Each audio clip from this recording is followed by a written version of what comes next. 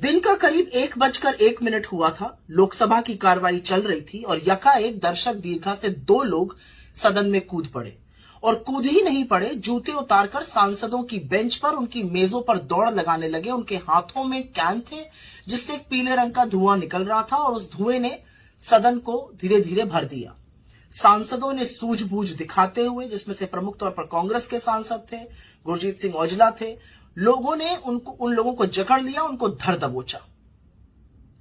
उस माहौल में भी, उस कौतूहल में भी राहुल गांधी जी सदन में मौजूद थे। वो तटस्थ खड़े रहे, शांत रहे और विचलित नहीं दिखे। तो वो जब डरो मत कहते हैं तो वो कहते ही नहीं है, करके भी दिखाते हैं। लेकिन बहुत सारे सवाल इस भारी चूक से उठ खड़े हुए हैं। इतनी बड़ी सुरक्षा की चूक हो कैसे सकती है?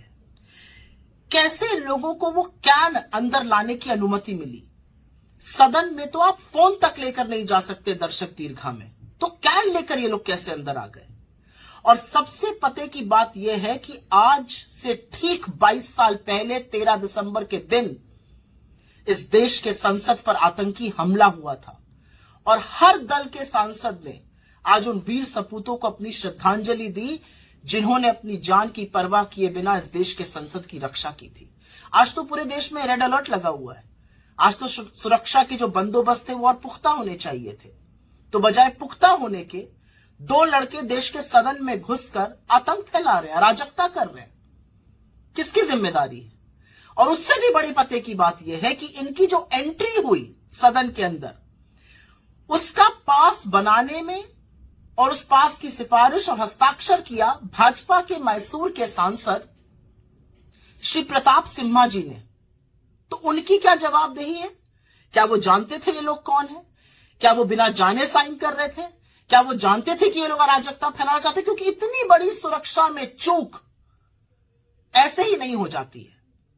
उनकी क्या जिम्मेदारी तय होगी? अगर देश की सदन को, देश के संसद में सुरक्षा में भारी चूक हो रही है तो क्या उनको निष्कासित किया जाएगा? क्या उनको एक्सपेल किया जाएगा पार्लियामेंट से?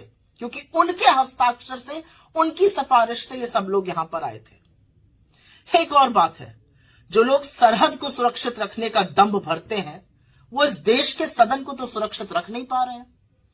और इसीलिए मैं पूछना चाहती हूं, अमित शाह जी का बयान कहां है? कहां है मोदी जी? और कुछ क्यों नहीं बोल रहे हैं आज इतनी बड़ी सुरक्षा की भारी चूक में?